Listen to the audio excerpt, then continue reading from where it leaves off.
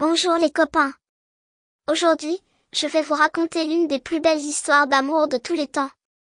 Il était une fois, en France, au XVIIe siècle, une jeune fille noble nommée Angélique. Elle venait d'une famille qui avait autrefois beaucoup de terres et de richesses, mais, au fil des années, ils avaient perdu une grande partie de leur fortune. Même si elle vivait dans un beau château avec sa famille, Angélique savait que ses parents se faisaient beaucoup de soucis pour l'avenir. Son père, pour essayer de sauver la famille de la pauvreté, décida d'organiser un mariage entre Angélique et un homme très riche nommé Geoffrey de Perrac. Geoffrey de Perrac n'était pas comme les autres hommes.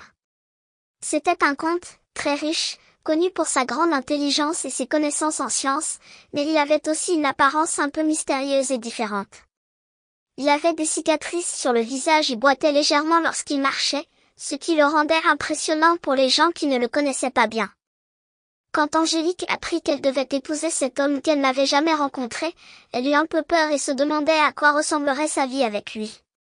Mais, lorsqu'elle rencontra enfin Geoffrey, elle découvrit un homme très gentil, patient et protecteur. Au lieu de la traiter avec froideur, il s'intéressa à elle, lui parla de ses découvertes et lui montra des expériences scientifiques fascinantes. Geoffrey était en avance sur son temps, il connaissait des secrets sur les métaux, les plantes, et même les étoiles.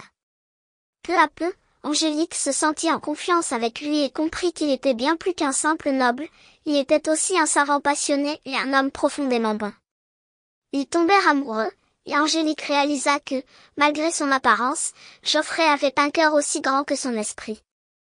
Alors qu'Angélique et Geoffrey vivaient heureux ensemble, des jalousies commencèrent à grandir autour d'eux. À cette époque, le roi Louis XIV, connu sous le nom de roi Soleil, régnait sur la France avec beaucoup de puissance et voulait que tous les nobles lui soient obéissants et dévoués. Mais Geoffrey était très riche et influent, et certains conseillers du roi trouvaient qu'il avait trop de pouvoir. Ils commencèrent à murmurer des mensonges à l'oreille du roi, insinuant que Geoffrey utilisait la sorcellerie pour amasser sa fortune et pour accomplir des choses extraordinaires avec la science. Un jour, les soldats du roi vinrent arrêter Geoffrey. Angélique était dévastée, mais elle tenta tout ce qu'elle pouvait pour plaider en faveur de son mari. Elle alla voir des nobles, des amis et même des juges pour leur expliquer que Geoffrey était un homme bon et innocent, mais personne ne voulait l'écouter. Les ennemis de Geoffrey étaient trop puissants et avaient décidé de le faire condamner. Un procès fut organisé pour juger Geoffrey, mais ce n'était pas un procès juste. Les gens avaient déjà décidé qu'il était coupable et voulaient le voir puni.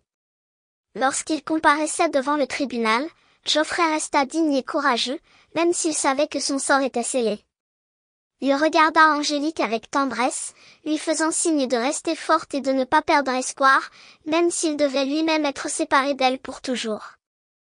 Geoffrey fut condamné à la pire des punitions, il devait être brûlé vif comme un hérétique et un sorcier.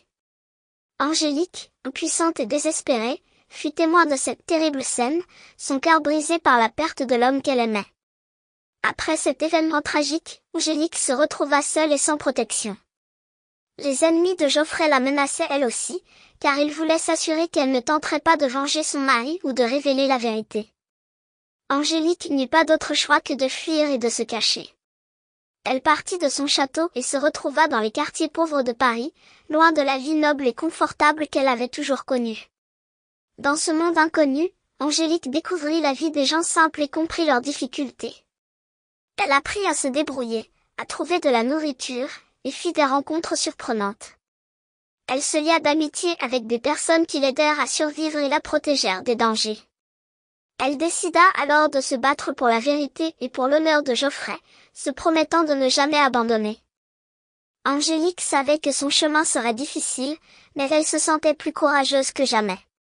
Elle voulait montrer au monde que Geoffrey était innocent et qu'il avait été accusé à tort. Son amour pour lui et son désir de justice lui donnaient la force de continuer, même face aux plus grands obstacles. Elle savait que d'autres aventures l'attendaient, et elle était prête à affronter tous les défis pour prouver la vérité. Ainsi commença la quête d'Angélique, marquise des anges, une femme déterminée, courageuse et prête à tout pour retrouver l'honneur de celui qu'elle aimait. Merci d'avoir suivi les aventures d'Angélique, marquise des anges. N'hésite pas à cliquer sur j'aime. À bientôt pour de nouvelles aventures.